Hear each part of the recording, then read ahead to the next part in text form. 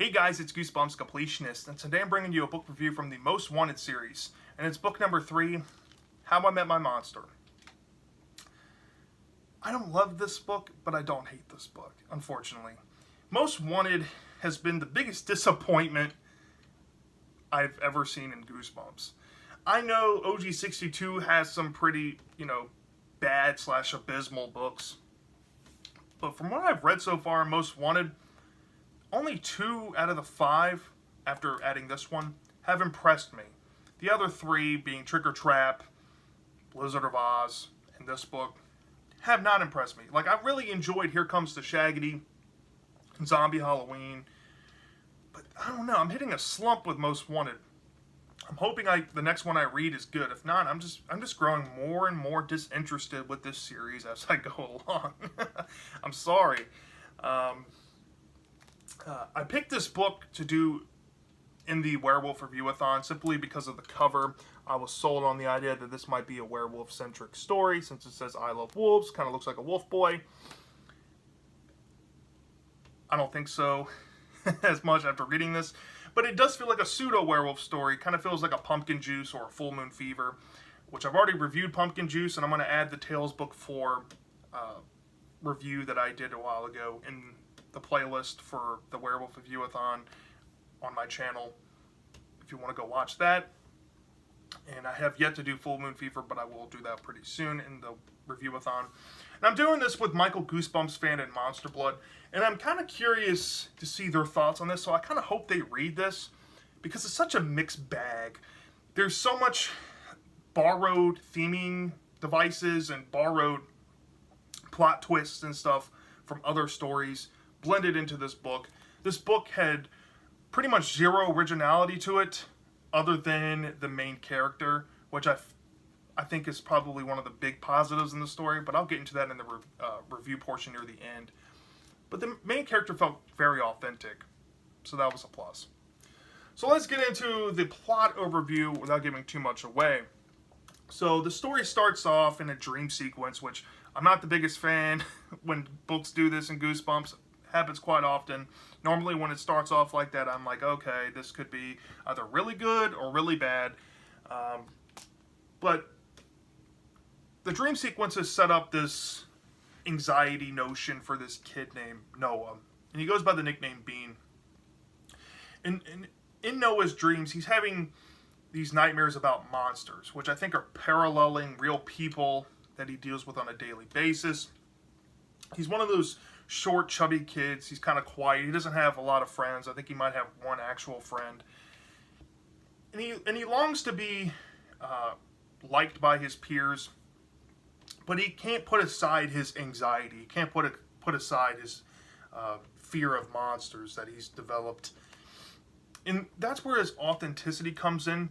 As somebody who struggles with anxiety, I really resonate with Bean in this story because he just feels authentically written, like somebody who genuinely has anxiety. So you'll really, throughout the whole story, get a lot of sympathy with Bean. But Bean kind of also, within the first 2 chapters, reveals a little bit about himself. He has a mom who's a rocket scientist, and his dad's a exotic pet store manager at this shopping mall. And his mom's always getting calls to go to like Florida and Texas and Washington, and his dad's always at work. So he feels like he doesn't really get to talk to much people often. So after the whole dream sequence ends, he's getting ready for school. He talks with his parents, and he leaves his apartment complex, which has a bunch of kooky characters throughout the story that live there.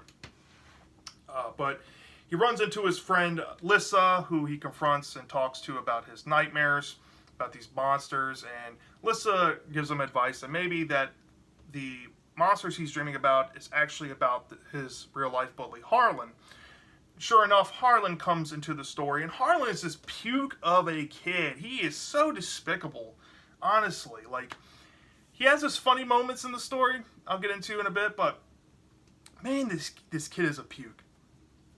So he's bullying Bean and like pushing him to the ground, and Lissa's just watching it happen. And then when Lissa finally just tries to stick up for Bean, Bean and Lissa are both forced to give up their lunch money. And before they go to school, Bean notices that this new kid might be moving downstairs in his apartment complex. Looks like a boy. He sees there might be an opportunity to make a new friend at his apartment complex, so his, life isn't so lonely. And maybe he can confide in somebody and, maybe actually have a friend and might get over his anxiety a little bit. So when he makes his way to school, he gets into his classroom, and this new kid walks in, and his teacher introduces the new kid as Monroe. And Bean wondered where he thought he knew Monroe from. It turns out Monroe, after talking with Monroe, just moved into his apartment complex. And Bean's like, okay, this is my opportunity to make friends with Monroe. So they decide to become friends. He didn't have any lunch money that day, so they go eat lunch together. And Monroe offers to share the lunch with Bean. And this was the first glimpse that Bean had with Monroe. That Monroe has a big appetite. He packs like 2 sandwiches, a bunch of sides, and he gobbles the food down. He has like a ravenous appetite. And, his friend Lissa offers to, share some lunch with him, but he says, no, I got a friend, kind of pushing Lissa aside. So Monroe basically is, a new kid. Now he's met Bean, and now Bean's happy that he has a new friend. So there's this whole thing about the swim tryout that starts to be, developed in the story, where Lissa and Bean are trying out for the boys and girls swim team, and they have invited Monroe to come watch as it happened. Now this is where the whole nightmare stuff about monsters start to parallel with the reality going on in the story. As Bean is swimming in the pool for tryouts, he sees this vision of a monster beneath him, and he starts to have a legitimate panic attack. And of all people to rescue him, it's Harlan. And Harlan, pulls him out of the pool, and there's this really funny scene where Bean's just like, just let me die. Just kill me now. I don't want to be known as the kid that almost drowned and had a panic attack in the pool. And Harlan's like, well, I had to save your life so I can take your lunch money every day. Like, it's stuff like that, about Harlan. It's funny, but at the same time, he's just a jerk. The kid's just a jerk. But Bean thinks that the monster was in the pool. He already has a suspicion about Monroe that's growing, but he doesn't really act on that. So it kind of goes into another point in the story where Bean wants to meet up with Monroe at the shopping mall and maybe introduce Monroe to Bean's father. He runs into Lissa and they exchange some words. They were really hungry since there's this another interaction that happened when Monroe ends up getting bullied by Harlan and he gets his lunch taken, and that makes Monroe really mad.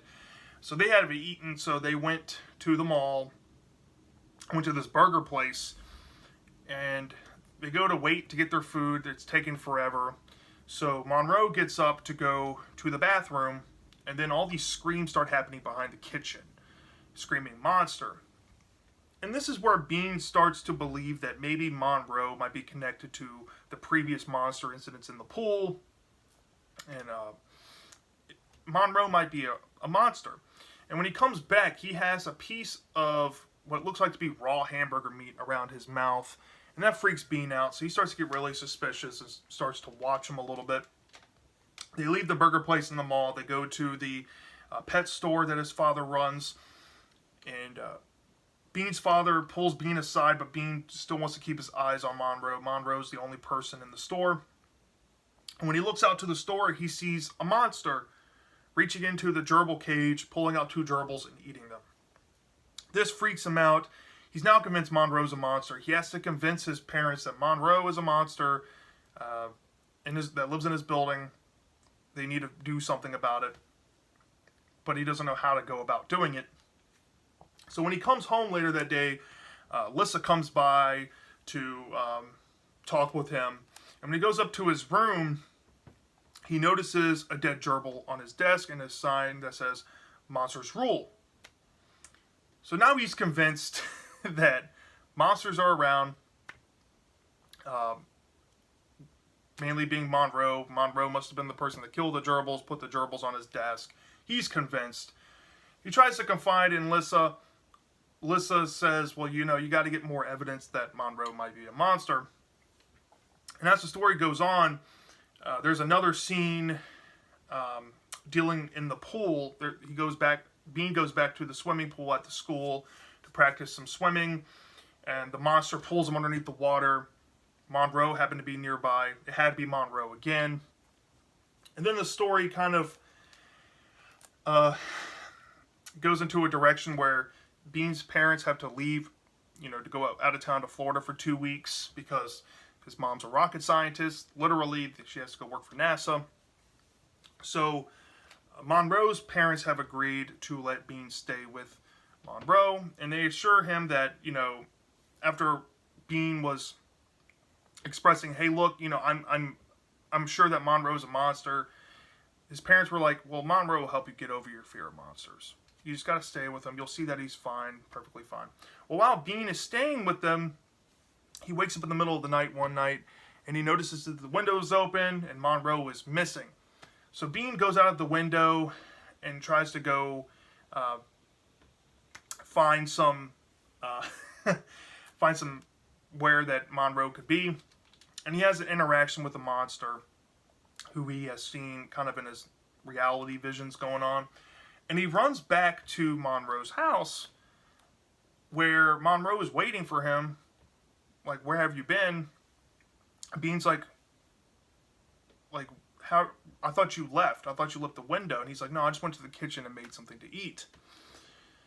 So after that whole situation, there's a big climactic moment that happens. I want to say really big, but you kind of see it coming. There's a big revelation about these monsters and who they may be. And this whole thing with Bean kind of culminates into, kind of like a lesson building thing for him. And then the ending kind of ends on a happy note, in a way. And that's basically, in a nutshell, how I met my monster. I just cut it off where I cut it off because I don't want to go beyond the point of the Monroe sleepover scene because it starts to get very spoilerish.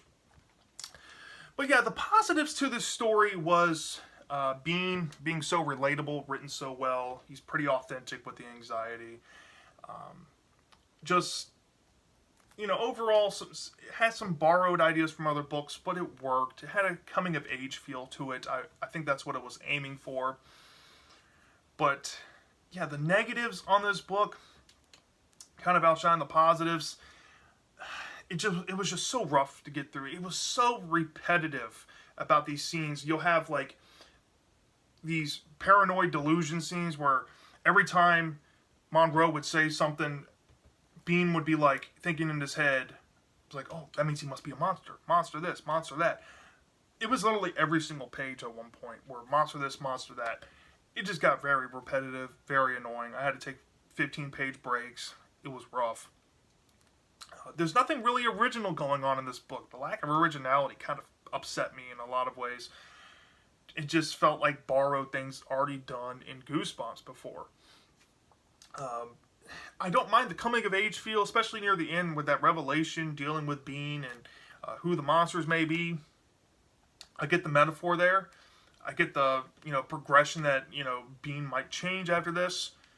But it just took too long to get to that point. I feel like this book could have been shaved down a little bit and been fine. Maybe 120 pages. About 20 pages of filler in this book.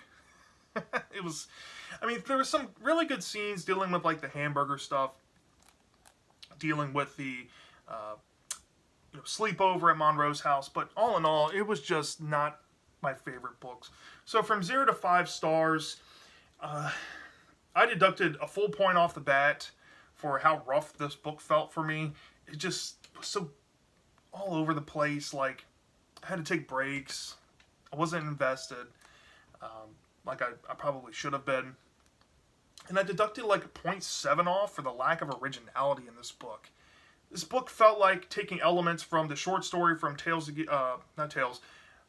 Header Book 2, Ghoul School, mixing that with a little bit of plot elements from My Harry's Adventure and The Girl Who Cried Monster, and then trying to spice it up by making a character try to be like Alex from Werewolf Skin and putting it into a blender. That's what this book was. The originality just wasn't there. It's already been done before. Nothing special or spectacular about this book whatsoever. It was just overall a meh experience. So I deducted 1.7 off. So I gave this book a 3.3 out of 5. Not good, but not bad rating. So yeah, that's what I thought about How I Met My Monster. Let me know in the comment section, guys. Did you love this book or did you hate it? I'm dying to know, and I'll see you next time.